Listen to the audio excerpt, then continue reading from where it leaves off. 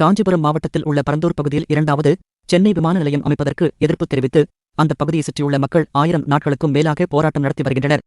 இந்த நிலையில் தமிழக வெற்றிக் கழகத்தின் தலைவர் விஜயை பரந்தூர் விமான நிலைய எதிர்ப்பு போராட்டக் குழு தலைவர் ஜி. சுப்பிரமணியன் தலைமையிலான குழுவினர் மற்றும் விவசாயிகள் நேற்று சென்னை பனையூரில் உள்ள தவேக தலைமை நிலையச் செயலகத்தில் சந்தித்து பேசினர். இதுகுறித்து தவேக கட்சியின் எக்ஸ் பதிவில் வெளியிட்டுள்ள செய்தியில், பரந்தூர் மக்களின் அறப்போராட்டம் வெற்றியடைய தமிழக வெற்றிக் கழகம் என்றும் துணை நிற்கும் என தவேக தலைவர் விஜய் மீண்டும் உறுதி அளித்துள்ளார்.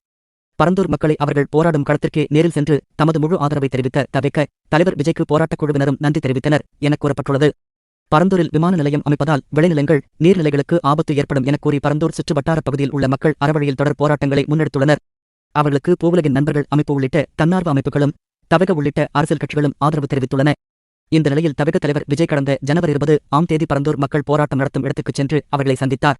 பின்னர் அவர்கள் மத்தியில் திறந்த வேனில் இருந்து உரையாற்றிய விஜய், திமுக எதிர்க்கட்சியாக இருக்கும்போது சேலம் 8 வழி சாலையை எதிர்த்தது, காட்டுப்பள்ளி துறைமுகத்துக்கு எதிர்ப்பு தெரிவித்தது.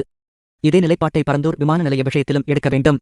எதிர்க்கட்சியாக இருக்கும்போது விவசாயிகளுக்கு ஆதரவு, ஆளும் கட்சியாக இருக்கும்போது விவசாயிகளுக்கு எதிராக இருப்பது என்ன நிலைப்பாடு என எனக்கு புரியவில்லை. பரந்தூரில் விமான நிலையம் அமைப்பதற்காக ஆய்வு செய்த இடத்தை மறு ஆய்வு செய்ய வேண்டுமென ஒன்றிய அரசு, மாநில அரசுகளுக்கு கேட்டுக்கொள்கின்றேன்.